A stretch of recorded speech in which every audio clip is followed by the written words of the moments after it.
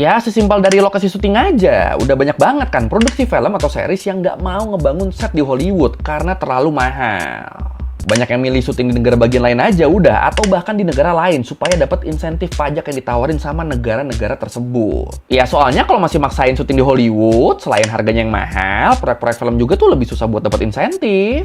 Makanya di antara tahun 2020 sampai 2024, sekitar 71% proyek yang gagal dapat insentif dari pemerintah California, mereka tuh pada cabut, pada nggak jadi syuting di sana.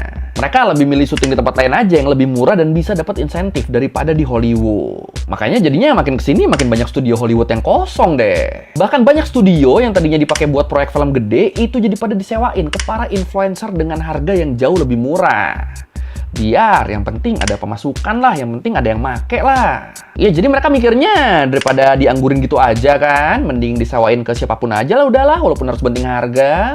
But there are also major financial incentives to shoot in New Mexico.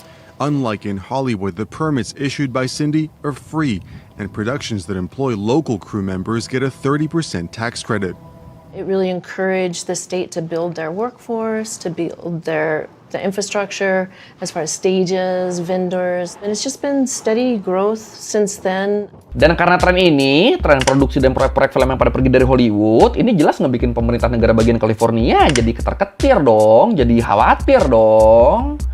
Ya soalnya kan selama ini kan yang jadi penopang utama perekonomian mereka tuh kan industri hiburannya kan. Nah kalau Hollywood nggak bisa ngasih mereka duit sebanyak dulu, kan bisa terguncang itu satu negara bagian tuh. Makanya akhirnya kalau menurut The Hollywood Reporter, pemerintah California mereka tuh sekarang tuh lagi naikin insentif pajak film dan TV tahunannya. Dari yang tadinya 330 juta US dollar jadi 750 juta US dollar per tahun.